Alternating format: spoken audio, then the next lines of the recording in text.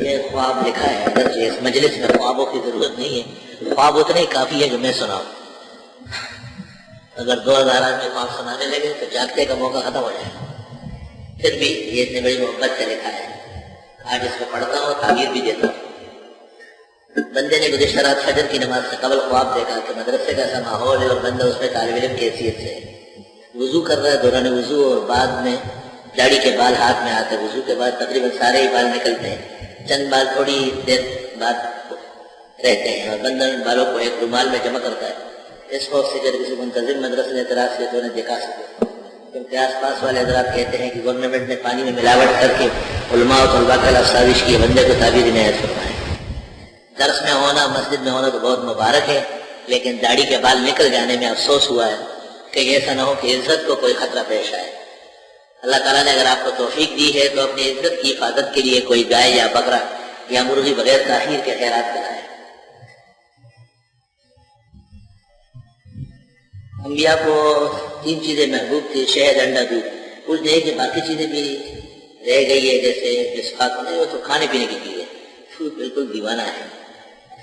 فرض نماز کے بعد ماتھے پر ہاتھ رکھ کے دعا پڑھتے استغفر اللہ، کیا یہ صحیح ہے، درست ہے؟ فرض نماز کے بعد کرسی پڑھنی چاہیے، نہیں پڑھنا چاہیے، مگر جن فرائض کے بعد سنن موقدہ ہے، سنن موقدہ کے بعد ہوگا۔ عشاء کی 4 سنت، پھر 4 فرض، پھر 2 3، پھر 2 سنت، پھر 2 نفل، پھر 2 نفل، پھر 3 وتر، پھر 2 نفل۔ یہ غلطی ہے، وتروں کے بعد کوئی نفل نہیں ہے۔ امام بیہقی سنن کبریٰ میں کہتے ہیں باب الرکعتین اللتین بعد الوتر ترکتا، یہ باب ہے کہ وتروں کے بعد 2 رکعتیں ختم کر دی گئی، یہ منسوخ ہو چکی، تفصیل اپنے مقام پر ہے، یا احسن الوتر میں دیکھ لینا۔ غیر المغضوب حرف ضاد ہے، ضاد نہیں ہے، اور ضاد دارجہ ہے اور خطائے فاحش۔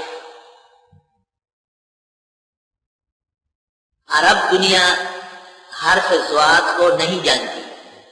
کلمۃ اجنبیۃ مستوحشۃ فی القرآن لو تعمد فصدت صلاته ولو اعتقد لکفر وبانت عنہ امراته، محیط برہانی، ذلت القاری۔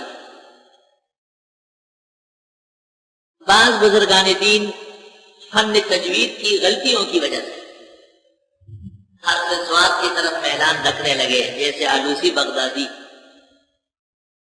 اور بعد میں کچھ اور عناصر، لیکن فقہاء نے قاطبتاً حرف ضاد کو ضاد کی جگہ نامناسب اور ناموزون کہا ہے۔ مصر کے قراء پوری دنیا کے قراء ہیں، وہ حرف ضاد نہیں جانتے۔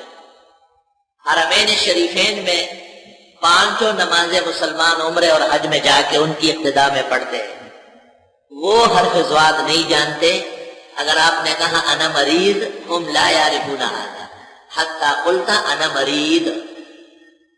اس لیے فقیہ الہند اور ولی الہند دیوبندیوں کا منبع اور مبدا مولانا رشید احمد گنگوئی رحمت اللہ علیہ فتاوی رشیدیہ میں ایک سوال کے جواب میں لکھتے ہیں بہرحال یہ حرف پردال پڑھنا بہتر ہے۔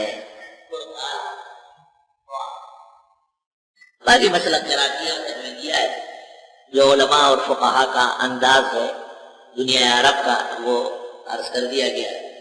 اس میں طرفین سے کتابیں ہیں، اور ایک شعر حاصل باز مولانا مفتی محمد شفیع صاحب مفتی اعظم پاکستان نے جواہر الفقہ میں فرمائی ہے، اس میں بھی حضرت صاحب نے دعات کو ترجیح دی ہے۔